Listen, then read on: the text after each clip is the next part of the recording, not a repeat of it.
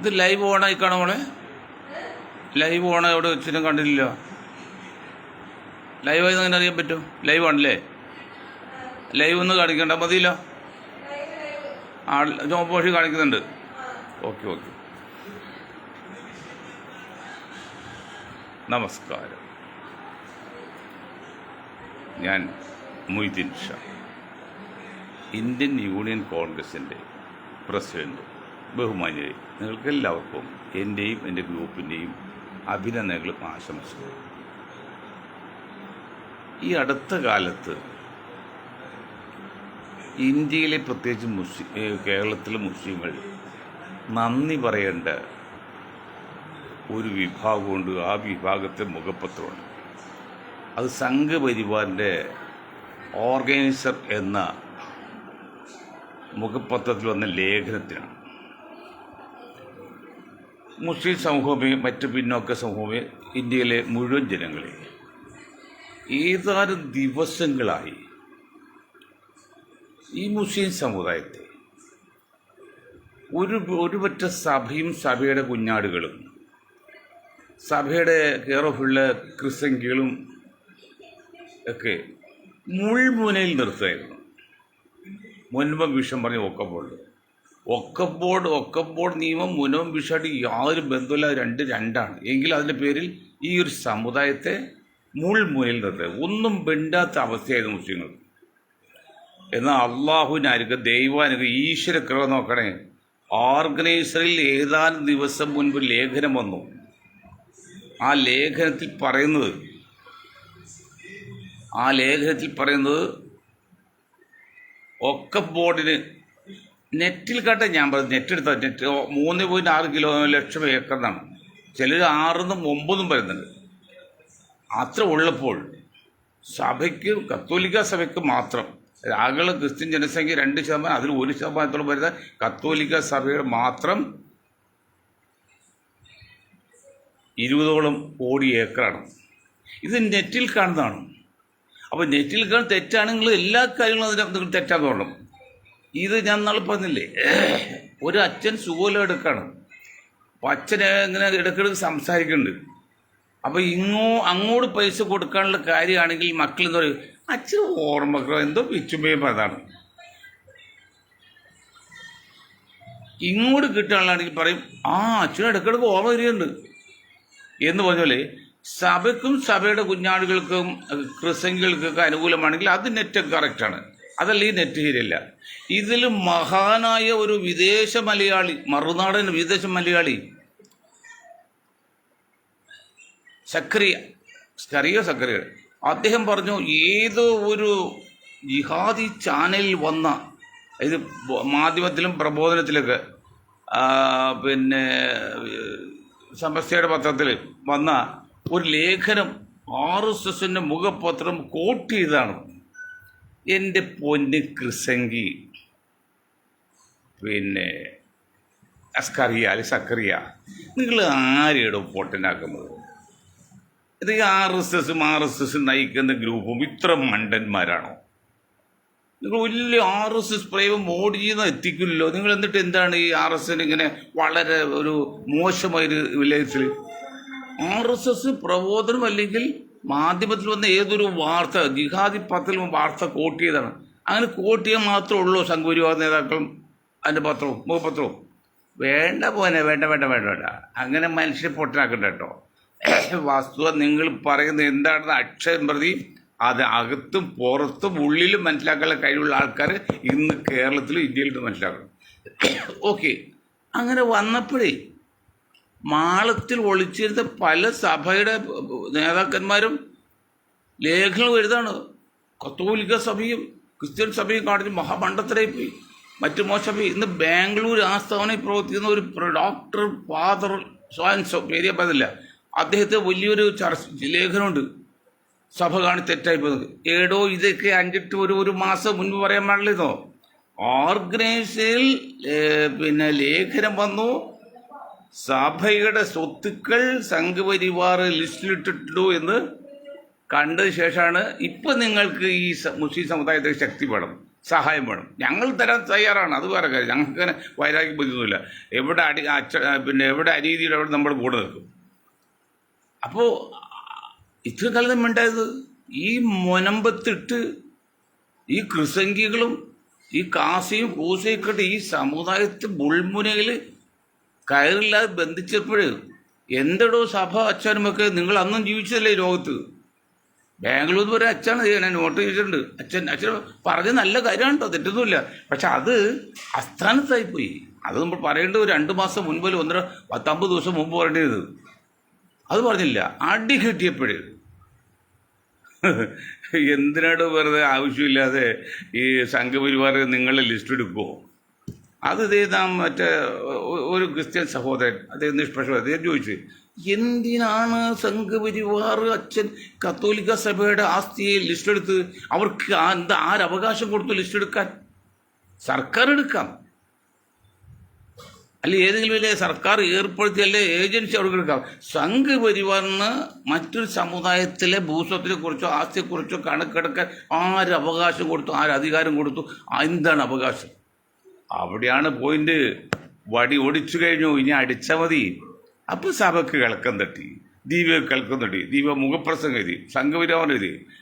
മണിപ്പൂരിൽ ആയിരക്കണക്കിന് സഹോദരങ്ങളെ കൊന്നപ്പോഴേ കഴിഞ്ഞ ദിവസം രാജസ്ഥാനിൽ മധ്യപ്രദേശിലെ ജബൽപൂരിൽ പള്ളി കയറി ആക്രമിച്ചു, ആയിരക്കണക്കിന് പള്ളി നശിപ്പിച്ചൊന്നും ഒരു കുഴപ്പം ഇവിടെ സംഘപരിവാറിനോ കാശൊക്കെ ഒന്നും ഉണ്ടായില്ല. കേരളത്തിലെ കണക്കെടുക്കുന്നു എന്ന് ഓർഗനൈസ് വന്നപ്പോൾ അച്ഛന്മാരെ അടി തട്ടി. അവർക്ക് മനസ്സിലായി വടി ഓടിച്ചു, ഇനി അടി കൊണ്ടേ തീരുന്നു. എങ്കിലും ഞങ്ങൾ നിങ്ങളുടെ കൂടെ ഉണ്ടാവും, ആ സംശയമാക്കാത്തില്ല. അതാണ് അവസ്ഥ. അപ്പോൾ അവിടെ നമുക്ക് വേണ്ടത് സാമൂഹ്യ നീതിയാണ്. അതാണ് ഞാൻ ഓർഗനൈസ് നന്ദി പറഞ്ഞിട്ട് മുസ്ലിങ്ങളെ എല്ലാം നിർത്തിയിരിക്കരുത്. ആ സാമൂഹ്യ നീതിക്ക് വേണ്ടി പ്രവർത്തിക്കുന്ന ഇന്ത്യൻ നാഷണൽ കോൺഗ്രസിൻ്റെ ഇപ്പോഴത്തെ അറിയപ്പെടുന്ന നേതാവ് രാഹുൽ ഗാന്ധി കഴിഞ്ഞ ദിവസം കൂടിയ AC സമ്മേളനത്തിൽ അത് നിഷ്കളങ്കമായി പറഞ്ഞു. അദ്ദേഹത്തെ കുറ്റം പറയാൻ പറ്റട്ടെ, കഴിവിനനുസരിച്ച് ചെയ്യുന്നുണ്ട്. ജാതി സെൻസസ് വേണം, സാമൂഹ്യ നീതി വേണം, ന്യൂനപക്ഷങ്ങളും പിന്നോക്കൾക്കും സംരക്ഷണം കൊടുക്കണം എന്നൊക്കെ വളരെ വ്യക്തമായിട്ട് AICCയിൽ ഉന്നയിച്ചു. ആ ഉന്നയിക്കാൻ കാരണം ഞാൻ മിനിയാന്ന് പറഞ്ഞു, ഓർഗനൈസറിൽ വന്ന ലേഖനത്തിൽ വന്നുകൂടി സഭ ചടകുടഞ്ഞെഴുതിട്ടു. അന്ന് ജബി മേത്തർ, ഷാഫി പറമ്പിൽ എന്തുകൊണ്ട് എല്ലാവരും ന്യൂനപക്ഷങ്ങൾക്ക് വേണ്ടി വായിക്കാൻ തുടങ്ങി. നല്ല കാര്യം. ആ രാഹുൽ ഗാന്ധിയുടെ അച്ഛനും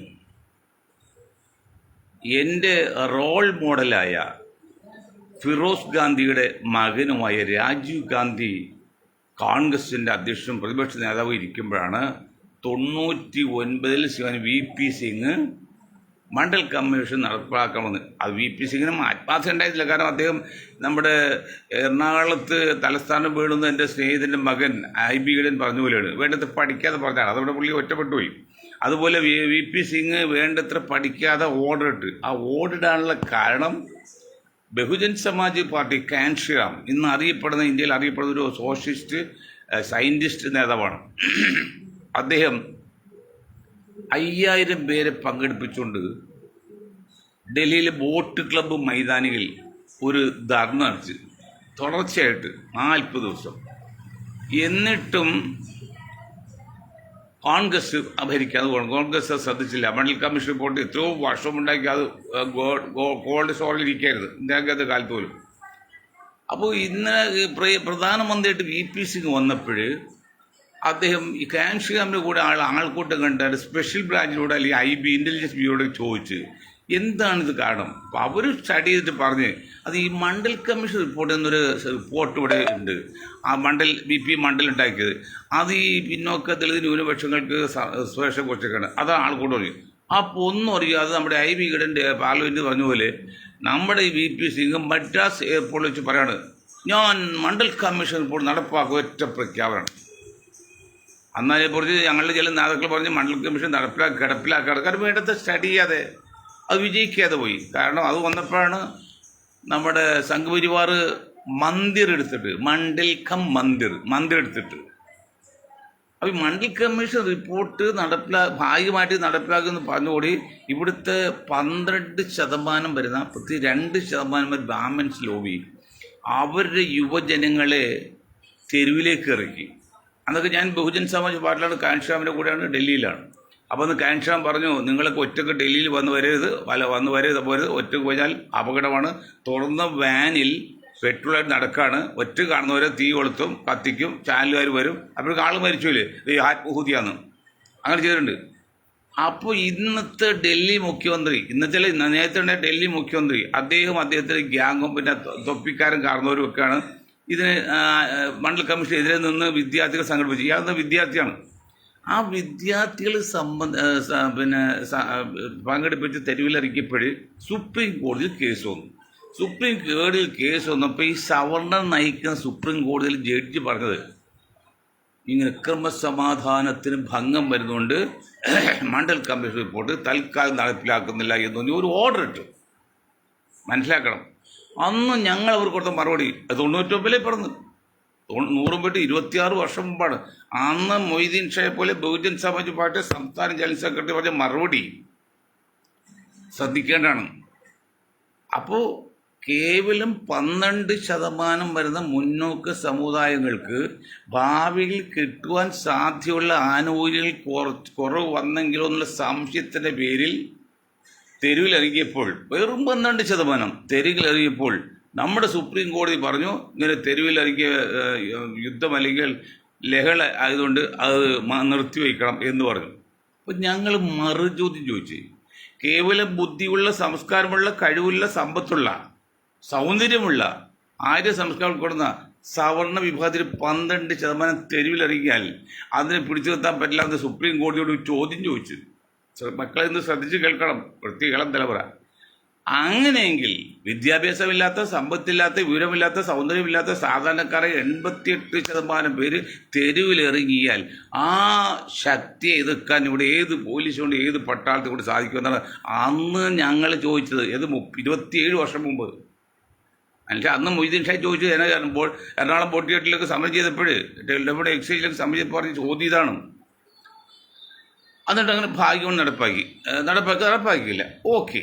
അന്ന് ഏറ്റവും കൂടുതൽ എതിർത്തതാണ് അന്ന് രാജീവ് ഗാന്ധിയുടെ കോൺഗ്രസും പിന്നെ BJP-യാണ്. ബാക്കി ആരും എതിർത്തില്ല. അന്നും കോൺഗ്രസ്സിൽ ഒരു പിടി സമ്പന്ന സവർണ വരേണ്യ വൈദേശിക വർഗം തന്നെയാണ് നയിക്കൊണ്ടിരിക്കുന്നത്, ഇന്നും നയിക്കൊണ്ടിരിക്കുന്നത് അങ്ങനെയാണ്. പക്ഷെ അതിൽ മാറ്റം പെടുന്നപ്പോൾ രാഹുൽ ഗാന്ധി പറഞ്ഞത്, അങ്ങനെ സമ്പന്ന സവർണ്ണ നയിക്കേണ്ട, സാധനം നയിക്കുക. എന്താണ് സാമൂഹ്യ നീതി? എല്ലാവർക്കും തുല്യനീതി. അതല്ലേ ലോകം അംഗീകരിച്ചിരിക്കുന്നത്?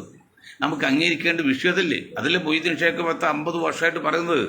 ജനസംഖ്യാനുപാതികമായ സംവരണം വേണം. എവിടെ?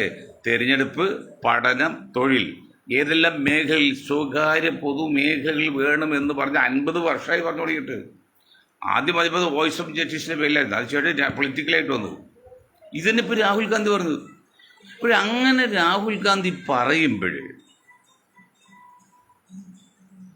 നമ്മൾ രാഹുൽ ഗാന്ധിയുടെ പാർട്ടി കേരളത്തിലും ദേശീയ ലെവലിലും അധികാരത്തിൽ വരുത്താൻ വേണ്ടി, അധികാരത്തിൽ വരാൻ വേണ്ടി ഞങ്ങൾ അശ്രാന്ത പരിശ്രമം ചെയ്തുകൊണ്ടിരിക്കുകയാണ്, നിശബ്ദമായിട്ട്. ഇത് കർണാടകയിൽ BJP മാറ്റാൻ വേണ്ടി നോൺ ഗവൺമെൻറ് NGO ഓഫീസേഴ്സ് എന്ന് പറയുമ്പോൾ സർക്കാർ സ്ഥാപനം അല്ലാത്തത്, അതിന് ഒരുപടി സ്ഥാപനങ്ങൾ കർണാടകയിൽ ഹോട്ടൽ ഷിപ്പ് ചേർത്ത് പിന്നെ കോൺഗ്രസ് ജയിക്കാനും BJP തോൽക്കാനും ഒരു പരിപാടി അതിൻ്റെ ഫലമായിട്ടാണ് അവിടെ കിട്ടിയത്, നിശബ്ദമായത്. അപ്പോൾ ഞങ്ങൾ നിശബ്ദമായിട്ട് കുറേ വർഷങ്ങളായിട്ട് കോൺഗ്രസ് സംരക്ഷിച്ചിട്ടാണ്. എന്താണെന്ന് വെച്ചാൽ അതിൽ കാര്യമുണ്ട്. ഈ രാഹുൽ ഗാന്ധി കോൺഗ്രസ് അല്ലെങ്കിൽ സോണിയ കോൺഗ്രസിനെ മാറ്റി നിർത്തിക്കൊണ്ട് ഇന്ത്യയിൽ ഒരു മുന്നേറ്റം ഉണ്ടാക്കാൻ സാധിക്കില്ല. മറിച്ച് അവരെ കൊണ്ട് മാത്രം ഇന്ത്യയിൽ ഒരു മുന്നേറ്റം ഉണ്ടാക്കാൻ സാധിക്കില്ല. അപ്പോൾ എന്താ ചെയ്യേണ്ടത്? അവരുടെ മുന്നിൽ നിർത്തിക്കൊണ്ട് അവരുടെ ഗ്രൂപ്പിൽപ്പെടാതെ ലക്ഷക്കണക്കിന് കോടിക്കണക്കിന് വോട്ടർമാർ മാറി നിൽപ്പുണ്ട്. പക്ഷെ അവർ BJPക്കും പോവില്ല, കമ്മ്യൂണിസ്റ്റിനും പോവില്ല, അവർ കോൺഗ്രസിന് മാത്രം വോട്ട് ചെയ്ത് തരാം. അവർ സംഘടിപ്പിച്ചുകൊണ്ട് 2 പാരൽ രേഖ പോകുമ്പോൾ സോണിയ കോൺഗ്രസ് അല്ലെങ്കിൽ രാഹുൽ കോൺഗ്രസിന് ഞങ്ങളുടെ കോൺഗ്രസിന് സപ്പോർട്ട് ചെയ്യുക. അങ്ങനെ ഒരു വീഴാറായ മതിലിന് നമ്മൾ താങ്ങ് കൊടുക്കുമ്പോൾ ആ താങ്ങാണിപ്പോൾ നമ്മൾ ചെയ്തത്. അവിടെ ഒരിക്കലും ഞങ്ങൾ UDF-നെതിരോ കോൺഗ്രസ് എതിരോ അല്ല. പക്ഷേ നമ്മൾ അന്ധമായിട്ട് കോൺഗ്രസിൻ്റെ കൂടെ എന്ന് പറഞ്ഞാൽ ജനങ്ങൾ സമ്മതിക്കില്ല. അതുകൊണ്ട് ഞങ്ങൾ അവർ വീഴ്ച ചൂണ്ടിക്കാണിച്ചുകൊണ്ട്, കുറ്റങ്ങൾ ചൂണ്ടിക്കാണിച്ചുകൊണ്ട് അവർക്ക് സപ്പോർട്ട് ചെയ്യാൻ പറയും. അല്ലെങ്കിൽ അറബിക് സർവകലാശാലയൊക്കെ പോലെ കുന്തമുനുണ്ട്, കുന്തമുന പൊതുപ്പിൽ കുന്തമുണ്ട് ആരും അറിഞ്ഞോ, അതുപോലെ ഉണ്ട്. അതുകൊണ്ട് വോട്ട് ചെയ്യാൻ മാറി നിൽക്കാണ്. അങ്ങനെ നിൽക്കുന്ന കൂട്ടത്തിലാണ് ഞങ്ങൾ ഇത് എതിർത്തുകൊണ്ട് പറയും. എതിർത്ത് പറയുമ്പോഴേ ഞാൻ ഒരു കാര്യം ചോദിക്കട്ടെ. ഇപ്പോൾ വർഷങ്ങളായിട്ട് രാഹുൽ ഗാന്ധി പ്രിയങ്ക ഗാന്ധി നിങ്ങൾ കേൾക്കണം. നിങ്ങൾക്ക് ഭാവി താല്പര്യമുണ്ട്, ഭാവി സൗകര്യമുണ്ട്, അവരുടെ ആയുസ്സും ആരോഗ്യം വിദ്യാഭ്യാസവും കൊണ്ട് നിങ്ങൾക്ക് രാജ്യത്തിൻ്റെ നന്മ കൂടി പ്രവർത്തിക്കട്ടെ. അങ്ങനെയെങ്കിൽ 100% ഇന്ത്യയിൽ, ജനങ്ങളുള്ള ഇന്ത്യയിൽ കേവലം 2% മാത്രമുള്ള ഈ ക്രിസ്ത്യൻ സമുദായത്തിൽപ്പെട്ട ഒരു ആന്റണിയെ കൊണ്ട് നിങ്ങൾ 30 വർഷം നിങ്ങളുടെ അല്ലെങ്കിൽ 1.5 സ്ഥാനം, 2-ലെത്തൂല 1-നുമല്ല 10 ഇരുത്തിയില്ലേ? അതുകൊണ്ട് കോൺഗ്രസിന് നേട്ടമുണ്ടായോ? നിങ്ങൾ കോൺഗ്രസ്സുകാർ മനസ്സിലാക്കണം. 12% 15% ഉള്ള ഇവിടെ പിന്നോക്ക യാദവന്മാർ പോലുള്ള, ദളിത് പോലുള്ള, മുസ്ലിങ്ങൾ പോലുള്ള സമുദായങ്ങൾ ഇന്ത്യയിലുള്ളപ്പോൾ അവർക്കൊരു അവസരം കൊടുക്കാതെ നിങ്ങൾ അന്തോണിയെ കൊണ്ടുവന്ന് 2ാം സ്ഥാനത്ത് എത്തിയത് ഇവിടെ സഭയുടെയും സംഘപരിവാറിൻ്റെയും റെക്കമെൻഡിൽ എന്ന് വിചാരിച്ചാൽ ആണെന്ന് പറഞ്ഞാൽ സംശയം പറയാൻ പറ്റുമോ? ഇപ്പോൾ കൊടിക്കുന്നിൽ സുരേഷ് ഇരിപ്പുണ്ട്. സുരേഷ് കൺവെർട്ട് ക്രിസ്ത്യാണ്, പക്ഷേ ആദിവാസികളുടെ അല്ലെങ്കിൽ ദളിതിൻ്റെ ചാനൽ ഉപയോഗിക്കുകയാണ്. അദ്ദേഹത്തേക്ക് ഇന്ത്യൻ നാഷണൽ കോൺഗ്രസോടെ, ഇന്ത്യയിലെ ന്യൂനപക്ഷങ്ങളോടോ അല്ലെങ്കിൽ പിന്നോക്കോടോ എന്ത് താല്പര്യമുണ്ട്? സഭയുടെ നോമിനിയല്ലേ സുരേഷ് അദ്ദേഹം വച്ചിരിക്കുന്നത്? സഭയുടെ നോമിനിയാണ്. ഇപ്പോൾ KC വേണുഗോപാൽ വെച്ചിട്ടുണ്ട്. അതാരുടെ നോമിനിയാണ്? സംഘപരിവാറിൻ്റെയും ഈ സഭയും സംഘപരി വലിയ ലിങ്കാണ്. പണ്ടുണ്ട്, ഇപ്പോൾ മാത്രമൊന്നുമല്ല, പണ്ടുണ്ട്. മുസ്ലിങ്ങളൊന്നും ഇപ്പോൾ അടുത്താലത്തല്ല, പണ്ടും സഭയും സഭ അതായത് മുന്നോക്ക ക്രിസ്ത്യാനാണ് സംഘപരി തമ്മിൽ ലിങ്ക് ഉണ്ട്. അത് ഇവിടുത്തെ മലയാളത്തിൽ നായരും പിന്നെ ഉയർന്ന ക്രിസ്ത്യാനും തമ്മിൽ, കാത്തലിക് തമ്മിൽ അവർ കൂടി വച്ചല്ലേ ഇപ്പോൾ ആന്റണി മാറി ഇപ്പോൾ KC വേണുഗോപാൽ വെച്ച്. ഞാൻ പറയാൻ കാരണം ഇത് മനഃശാസ്ത്രമാണ്, ശാസ്ത്രീയമാണ്, ഫിലോസഫിയാണ്. KC വേണുഗോപാലിൻ്റെ ജാതി ഇവിടെ എല്ലാം പറഞ്ഞു. രാഹുലും പറഞ്ഞു ജാതി സെൻസ് എടുക്കുന്നു, എല്ലാവരും ജാതി പറഞ്ഞു, കമ്മ്യൂണിസ്റ്റുകാരും ഇപ്പം ജാതിൻ്റെ പറഞ്ഞു എടുക്കുമ്പോഴേ 9% കേരളത്തിലുള്ളത്. കേരളത്തിൽ 3.5 കോടി എന്ന് പറയാം. 3.5 കോടി ഉണ്ടെങ്കിൽ അതിൻ്റെ 10% എത്രയുണ്ട്? 35 ലക്ഷം. 3.5 കോടി ഇല്ല, 9%. അപ്പോൾ 30 ലക്ഷമാണ് ആകെ ഉള്ളത്. 30 lakhs people in India only. അപ്പം 30 ലക്ഷം 150 കോടിയായിട്ട് വിഭജിച്ചാൽ എത്ര വരും? നിങ്ങൾ ആലോചിച്ച് നോക്ക്. 30 ലക്ഷത്തെ 150 കോടിയെ കൊണ്ട് ഹരിക്കുക. 150 കോടിയെ കൊണ്ട് ഹരിക്കുമ്പോൾ വളരെ ചെറിയ 1%, 10%, 100% വരുള്ളൂ. അതായത് 100 ആൾക്ക് ഒരാളില്ല, 10 ആളില്ല, 100 ആളാണ്. 100 ഏതാണ്ട് 100-1000 വേണ്ടി പറയാം. 1000 1000 പേരുള്ളപ്പോൾ ഒരാളാണ് റേഷ്യോ വരുന്നത്. ആ വിഭാഗത്തിൽ കൊണ്ട് നിങ്ങൾ KC വേണുഗോപാലിനെ കൊണ്ട് ഒരു ആന്റണിക്ക് പോലെ രാജീവ് ഗാന്ധിയുടെ മടിയിലിരുത്തിയില്ലേ, അല്ലെങ്കിൽ സോണിയാ ഗാന്ധിയുടെ സൈഡിലിരുത്തിയില്ലേ? ഇരുത്തതിന് കുഴപ്പമില്ല. നിങ്ങൾ എന്നിട്ട് നിങ്ങൾ പറയും ഇവിടെ ജാതി സെൻസസ് വേണം, എല്ലാവർക്കും തുല്യനീതി വേണം എന്ന് രാഹുൽ ഗാന്ധി പറയുമ്പോൾ ഞാൻ ചോദിക്കുക, രാഹുൽ നിങ്ങൾ എന്ത് അടിസ്ഥാനത്തിലാണ്? വാട്ട് ഈസ് മീൻ ബൈ സാമൂഹ്യ നീതി? ജനസംഖ്യാനുപാതികമല്ലേ ഉണ്ട്. ജനസംഖ്യാനുപാതികം വരുമ്പോൾ 2% നിർത്താൻ പറ്റുമോ? ഈ 2% ആന്റണി നിർത്തിയിട്ട് പ്രിയങ്ക ഗാന്ധി, സോണിയാഗാന്ധി, രാഹുൽ ഗാന്ധി കോൺഗ്രസ് നിയന്ത്രിച്ചപ്പോൾ കഴിഞ്ഞ 10 വർഷം ഭരണത്തിലുണ്ടായിരുന്നു. അതിന് മുമ്പ് 10 വർഷം മൻമോഹൻ സിംഗിനെ വെച്ച്. എന്നാൽ മൻമോഹൻ സിംഗ് സ്ഥാനത്ത് മറ്റേ മുഖർജിയെ പ്രധാനമന്ത്രി ആയിക്കോട്ടെ, മൻമോഹൻ സിംഗിനെ പ്രസിഡന്റ് ആക്കിയിരുന്നെങ്കിൽ ഇന്ന് കോൺഗ്രസ് ഭരിച്ചേനെ. അവിടെ ദുഷ്ടലാക്കുന്നുണ്ട്. നിങ്ങൾ പറഞ്ഞില്ലെങ്കിൽ നമ്മുടെ കൂടെ ആൾക്കും നമ്മൾ സപ്പോർട്ട് ചെയ്യില്ല. അതാണ് അവർ പറയുന്നത്. അങ്ങനെ വരുമ്പോൾ സോണിയാഗാന്ധി വച്ച് 10 പ്രധാന ഉദ്യോഗസ്ഥർ, അതായത് നേതാക്കളിൽ ഒന്ന് രാഹുലും സോണിയും, ഓക്കെ 2 പേര്, അന്ന് പ്രിയങ്ക വന്നല്ല. 3ാമത് ഇന്നത്തെ ഗാർഗയും, 4ാമത് കാശ്മീരിലെ തൊപ്പി വെച്ച പുള്ളിക്കാരൻ ഗുലാം നബി ആസാദും. ബാക്കി 6 പേരും ഈ കൊച്ചു കേരളത്തിൽ മാത്രമായിരുന്നു. 6 പേരും. Antony PC Chacko, KV Thomas, മറ്റേ കുര്യൻ, പിന്നെ ഉമ്മൻചാണ്ടി ഉണ്ടില്ല. ഈ 6 പേര്, പിന്നെ തൃശ്ശൂരിൽ മലയാളം സംസാരിക്കാൻ അറിയാത്ത ഒരാൾ, അങ്ങനെ 6 പേരും ഈ കൊച്ചു കേരളത്തിൽ കത്തോലിക്കായിട്ട് മാത്രമായിരുന്നു. ക്രിസ്ത്യാനി തന്നെയല്ല, കത്തോലിക്ക് മാത്രമായിരുന്നു. എന്നിട്ട് അവരെല്ലാം ഭരണം പോയപ്പോൾ കിട്ടിയോ? PC ചാക്കോ പോയി, KV തോമസ് പോയി, മറ്റേ മലയാളം സംസാരിക്കാത്ത റോം വടക്കൻ പോയി. മറ്റേ പുള്ളിക്കാരൻ പാർലമെന്റ് ചെന്നപ്പോൾ BJP അല്ലെങ്കിൽ സംഘം BJP കാലമായിട്ട് നിന്നല്ല ഡെപ്യൂട്ടി സ്പീക്കർ ആയപ്പോഴും. ഇന്നിപ്പോൾ അവർക്ക് പേരുണ്ടോ? ഉണ്ടോ? പാർട്ടിയിലുണ്ടോ? അപ്പോൾ നിങ്ങൾ തെറ്റ് തിരുത്തിയിട്ട് ആത്മാർത്ഥമായിട്ട് സഹായിച്ചിട്ട് ജനസംഖ്യക്ക് ആനുപാതികമായിട്ട് വേണം നിങ്ങൾ ചെയ്യാൻ, എങ്കിലേ രക്ഷയുള്ളൂ. അല്ലെങ്കിൽ രക്ഷയില്ല. എന്ത് തത്വം കാര്യമില്ല. അവിടെ അപ്പോൾ അവരെല്ലാം കൂടെ നിന്നോ? അപ്പോൾ നമ്മൾ പറയുമ്പോൾ ശാസ്ത്രീയമായിരിക്കണം, അത് അങ്ങനെ ചെയ്യണം, അങ്ങനെയല്ല മുന്നോട്ട് പോകുള്ളൂ. എന്നിട്ട് പറയുന്നത് ഇപ്പോൾ ഈ ഓർഗനൈസറിൽ ലേഖനം വന്നതിന് ശേഷമാണ് ന്യൂനപക്ഷങ്ങൾക്ക് വേണ്ടി കോൺഗ്രസ് നേതാക്കൾ വാദിക്കുന്നതാണ് പുറത്തുള്ള സംസാരം. തന്നെയുമല്ല, ഇവിടെയുള്ള 2% ക്രിസ്ത്യാനിസിൽ 1% കത്തോലിക്കർ ആ സഭ പറഞ്ഞു നിങ്ങൾ വഖഫിന് വേണ്ടി പാർലമെൻറ്റിൽ ശബ്ദിക്കരുത്. ആ ശബ്ദിക്കുന്നതിട്ട് മൗനമായിട്ട് രാഹുൽ ഗാന്ധി വന്നെങ്കിലും സംസാരിച്ചില്ല, സോണിയാഗാന്ധി സംസാരിച്ചില്ല, പിന്നെ പ്രിയങ്കാന്ധി വന്നേയില്ല. അവിടെ എന്താ ബുദ്ധിയുള്ളവരുടെ അവർ പറയുന്നത്, അങ്ങനെ ഒരാൾ സുഖമില്ലാതെ പോയെങ്കിൽ ലോകത്തിന് ഏത് കോണിൽ നിന്നും 24 മണിക്കൂർ വരാം. അങ്ങനെ ഒരാൾ കാണാൻ പോയി, അത്യാവശ്യം കണ്ട് തിരിച്ചു വരണ്ടേ? എമർജൻസി അല്ലേ? രാജ്യത്തേക്കാൾ വലുതല്ല ഈ ഒരു രോഗി എന്ന് പറഞ്ഞ്. കാരണം ഇന്ത്യയുടെ ലോകത്തെ ഏറ്റവും വലിയ ജനാധിപത്യ രാജ്യം, അത് ഏറ്റവും വലിയ ജനാധിപത്യ പാർട്ടി കോൺഗ്രസ്, അതിൻ്റെ ഒന്നാമത്തെ 2ാമത്തെ നേതാവ്, അവർക്ക് രാജ്യത്തെയാണ് വലുത്, അല്ല അവർ വ്യക്തി ജീവിതമല്ല. ഇനി അങ്ങനെ പോയി തന്നെ വന്നില്ല. അതിനർത്ഥം എന്നറിയോ? ഇവിടെ അച്ഛന്മാർ പറഞ്ഞു നിങ്ങൾ ഇടപെടരുത്. അപ്പോൾ അവർ ഈ കുഞ്ഞായി മൂല്യാർ പറഞ്ഞു, അതായത് ഒരു ചെലവിന് കൊടുക്കുന്നുണ്ട് ഒരു വീട്ടിൽ. അപ്പോൾ ഉച്ചക്ക് കഞ്ഞി കൊടുക്കാൻ പരിപാടിയില്ല. അപ്പോൾ ഈ കൊച്ചു വന്നപ്പോൾ കുഞ്ഞായി മൂല്യ അപ്പോൾ അരി ഇങ്ങനെ പാറ്റിക്കൊണ്ടിരിക്കുകയാണ് മുറത്തിൽ, കഞ്ഞി വെച്ചിട്ടുമില്ല, പണിയൊന്നുമില്ലേ. അപ്പോൾ കുഞ്ഞായും കുട്ടി നേരിട്ട് വന്ന് വഴക്കുണ്ടാക്കി, സ്ത്രീയെ വഴക്ക് പറഞ്ഞു. അപ്പോൾ അവർ ആ മുറ അങ്ങോട്ട് എറിഞ്ഞു കളഞ്ഞു. അത് ഇപ്പോൾ ഈ വന്ന പയ്യൻ അങ്ങോട്ട് മാറിപ്പോയി. അപ്പോൾ കുഞ്ഞായി മൂല്യാർ പറഞ്ഞു, കണ്ടോ ദൂവാതെ തല്ലിയത് കണ്ടോ? അപ്പോൾ പെണ്ണുമ്പോൾ ഞാൻ ചിന്താതെ മുറ ഇട്ടു കണ്ടോ? ഇതെല്ലാം കണ്ടുകൊണ്ടുന്ന ആ വന്ന കുഞ്ഞായി മൂല്യാരായിരുന്നു നിന്നയാൾ. ആ മുസ്ലിയാർ എന്നറിയോ? ഇതെല്ലാം കണ്ടിട്ട് പോകാതെ കണ്ടോന്ന് ചോദിച്ചു. ഇത് വലിയ കഥയാണ് ഞാൻ പറയുക.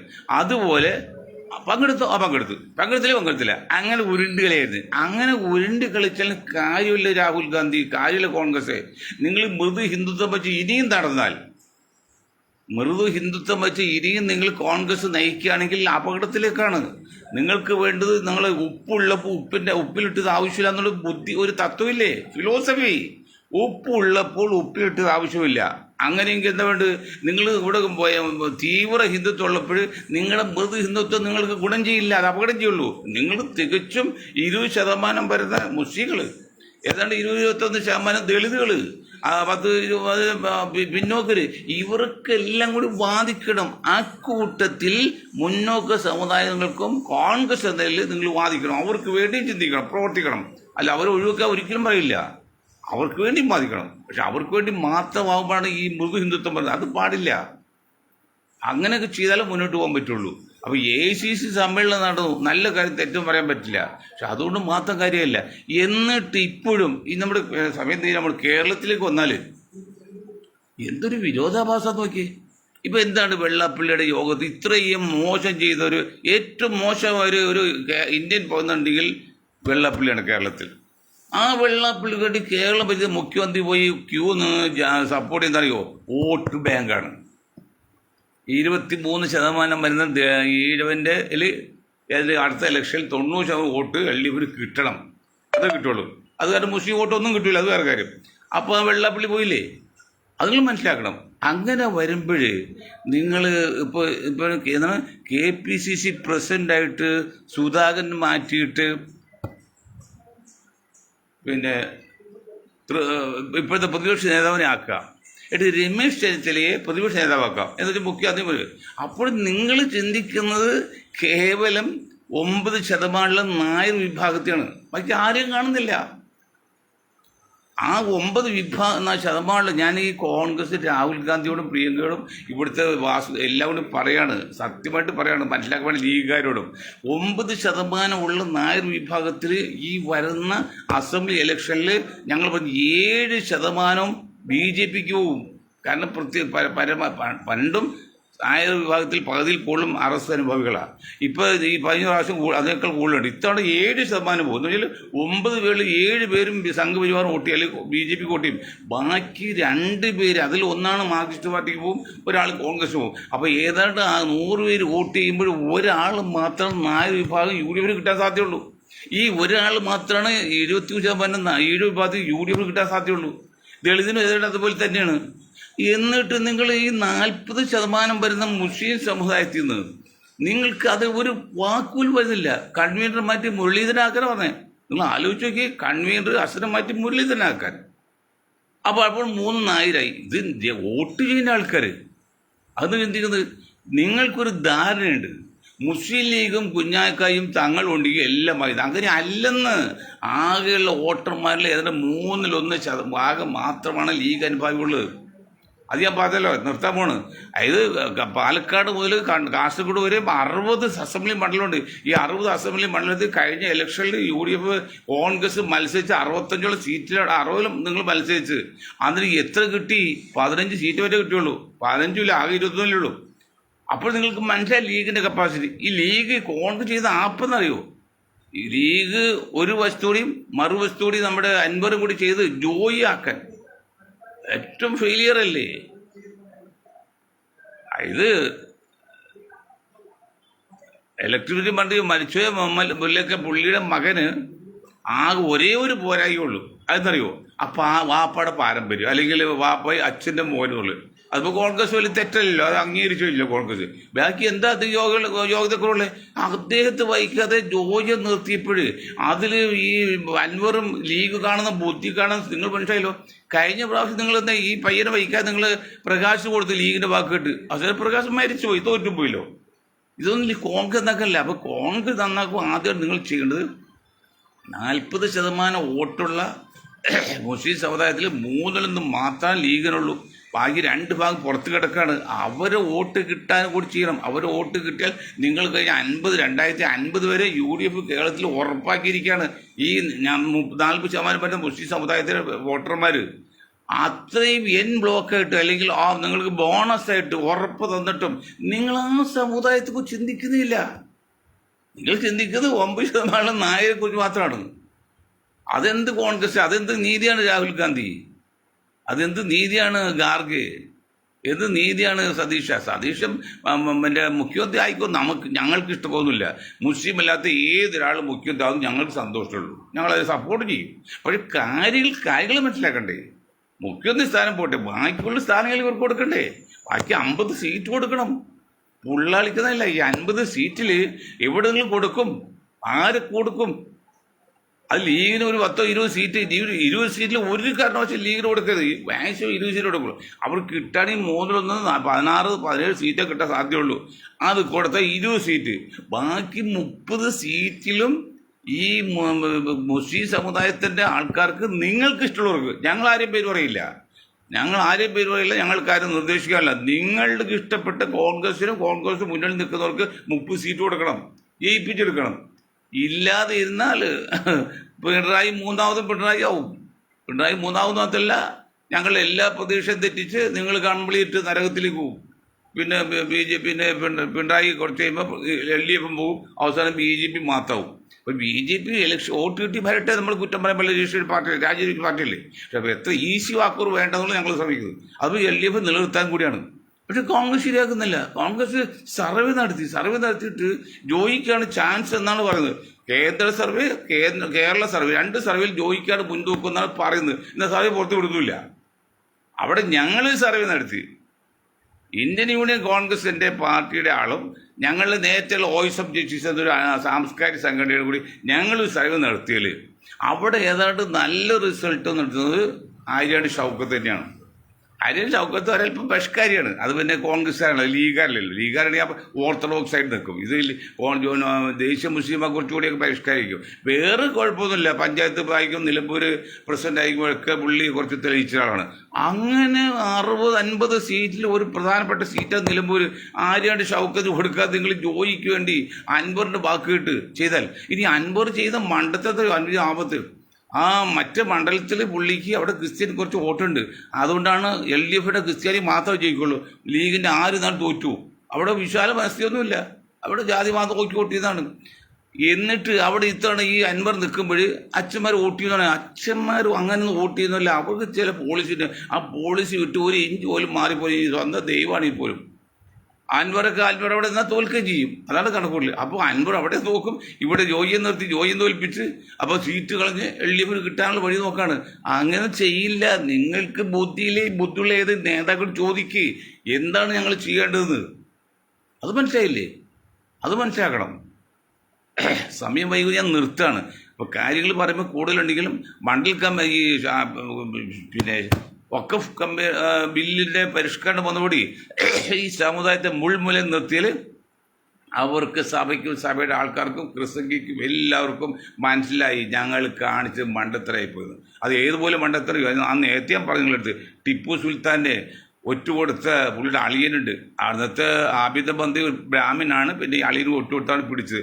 നമസ്കരിക്കുക മാത്രം വാള് കയ്യില്ലാതെയുള്ളൂ എന്ന് പറയുമ്പോൾ ആ സമയത്ത് പറയുന്നൊന്ന് വെട്ടിക്കൊന്നത്. അപ്പോൾ ബ്രിട്ടീഷുകാരുടെ എന്താക്കി അറിയോ? ആദ്യം അവന് പിടിച്ചത് കാരണം സ്വന്തം അളിയനെ ഒറ്റുകൊടുത്താൽ നിങ്ങൾ എങ്ങനെ വിശ്വസിക്കാൻ പറ്റും? നിങ്ങൾ തന്തയിലേക്ക് വെറുക്കാത്തതല്ലേ എന്ന് വെച്ചിട്ടാണ് ആ അളിയനെ വെട്ടിക്കൊന്നത്. അതുപോലെ ക്രിസ്ത്യാനികളും മുസ്ലിങ്ങളും ഇവിടെ യോജിച്ച് കേട്ട ഒരേ തൂവൽ പക്ഷികളാണ്. ആ തൂവൽ പക്ഷികളായ സഭയുടെ കുഞ്ഞാടുകൾ, ബുദ്ധിയുള്ളവർ കരുതിക്കുട്ടി യാതൊരു തത്വദീക്ഷയില്ലാതെ നിങ്ങൾ അന്ധമായിട്ട് 20% വരെ മുസ്ലിം സമുദായത്തെ എതിർത്തപ്പോൾ നിങ്ങളുടെ നിലപ്പരങ്ങളിൽ മാത്രം പാതാളത്തിലേക്ക് പോയില്ലേ?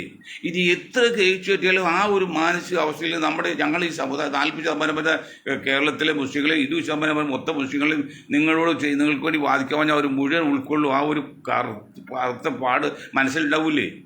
ഇപ്പം നിങ്ങൾക്ക് മനസ്സിലായി, DBക്ക് മനസ്സിലായി, സഭയ്ക്ക് മനസ്സിലായി, കർണാടകത്തിലെ ഒരു അച്ഛനും മനസ്സിലായി അപകടമാണെന്ന്. അതിന് ഞങ്ങൾ പറഞ്ഞത്. അപ്പോൾ നിങ്ങൾ ആവശ്യമില്ലാതെ ചില ബുദ്ധിയുണ്ട്, നിങ്ങൾക്ക് സാഹചര്യമുണ്ട് മുസ്ലിം സമുദായത്തെക്കുള്ള അത് മനസ്സിലാക്കി ഈ പാവം സമുദായത്തെ ഒതുക്കാൻ നോക്കുക. ഞങ്ങളും മുസ്ലിം സമുദായം നിങ്ങൾക്ക് ഒരിക്കലും എതിരില്ല. നിങ്ങൾക്ക് മാത്രമല്ല, ഇവിടെ ദളിതുകൾക്ക് പോലും ഈ സമുദായം എതിരില്ല. അല്ലെങ്കിൽ മുഖ്യമന്ത്രി സ്ഥാനം വേണമെന്ന് വാദിക്കില്ലേ? ലീഗ് പോലും മുഖ്യമന്ത്രിയോട് പറഞ്ഞോ, ലീഗിന് പുറത്ത് നിൽക്കുന്ന 2 ഭാഗമുള്ള മുസ്ലിങ്ങൾ ആയിക്കോട്ടോ, നിങ്ങൾ ആയിക്കോന്ന് പറഞ്ഞേ. എത്ര വിശാല മനസ്കരാണ് സഭയെ. ഉമ്മൻചാണ്ടി ആയിക്കോട്ടെ, ആന്റണി ആയിക്കോട്ടെ, നേതാണി, ഇപ്പോൾ വേറെ ആരെങ്കിലും ആയിക്കോട്ടെ, ഞങ്ങൾക്ക് പരാതിയില്ല എന്ന് പറയുമ്പോൾ ഈ സമുദായം എത്ര വിശാല മനസ്കരും എത്ര നീതിമാന്മാരും എത്ര സാഹോദര്യത്തിൻ്റെ അവകാശികളുമാണ്. അങ്ങനെയുള്ള സമുദായത്തെയാണ് നിങ്ങൾ ഒറ്റുകൊടുത്തത്. രാജമാണിക്യത്തിൽ പറയും പോലെ കണ്ണ് പോയിട്ട് ഇടത് കണ്ണ് ഇല്ല എന്ന് വെച്ചാൽ അവിടെ നിന്ന് വന്ന് ആക്രമിക്കാൻ പറഞ്ഞു കൊടുത്ത പോലെ നിങ്ങൾ സംഘപരിവാറിന് നിങ്ങൾ ഒറ്റുകൊടുത്തില്ലേ? രക്ഷപ്പെടില്ല. ഇത് കോടതി തള്ളിപ്പോവും. ഇതൊന്നും നിയമപരമായിട്ട് കൊടുക്കില്ല. മുൻപം പ്രശ്നം പ്രശ്നത്തിൽ BJP ക്രിസ്ത്യൻ കുടുംബങ്ങളിൽ BJP കൊടികയറ്റാൻ ആയിക്കോ, നമുക്കെന്താ കുഴപ്പം? നിങ്ങൾ ഏത് പാർട്ടിയിലിരിക്കാം. നിങ്ങൾ വെള്ളത്തിലായി. നിങ്ങൾ ചെയ്യേണ്ടതല്ല. ഇവിടുത്തെ ഭരണകക്ഷിയായ LDFനെയും ഇവിടുത്തെ രാഷ്ട്രീയ പാർട്ടികളും കണ്ടുകൊണ്ട് കാര്യം പറഞ്ഞ് വട്ടമേശ ചുറ്റുമിരുന്ന് സംസാരിച്ച് തീർക്കേണ്ടത് നിങ്ങൾ BJPയുടെ സംഘപരിവാറിൻ്റെ ക്രിസ്ത്യൻ പ്രതി കാസർഗോഡിലെ വർഗീയ കോമരങ്ങളിലും വാക്കിട്ട് നിങ്ങൾ BJP ആയിക്കോ. പ്രശ്നം പരിഹരിക്കട്ടെ, കുഴപ്പമില്ല. അപ്പോൾ ആരേക്കാൾ മോശമല്ലെന്ന് തത്വം പറഞ്ഞുകൊണ്ട് പറയാണ് ഈ സമുദായത്തെ നിഷ്പക്ഷമായിട്ടോ അല്ലെങ്കിൽ മാറി നിന്ന് എല്ലാ തെറ്റുകുറ്റങ്ങളും ക്ഷമിച്ച് മുന്നോട്ട് പോയി അവൻ്റെ വിധിയാന്ന് പറഞ്ഞ് കാത്തിരിക്കുന്ന ഒരു സമുദായത്തെ നിങ്ങൾ അന്ധമായിട്ട് അശാസ്ത്രീയമായിട്ടും അനാവശ്യത്തിലും അസ്ഥാനത്തും ആക്രമിക്കും നശിപ്പിക്കുകയും ചെയ്താൽ ഞങ്ങളിപ്പോൾ ജീവിച്ചിരിക്കുമ്പോൾ അത് അനുവദിക്കില്ല എന്ന് പറഞ്ഞുകൊണ്ട് ഞാൻ എൻ്റെ വാക്കുകൾ നിർത്താൻ നിങ്ങൾക്ക് ഒരായി നന്ദി ചെയ്യുന്നു.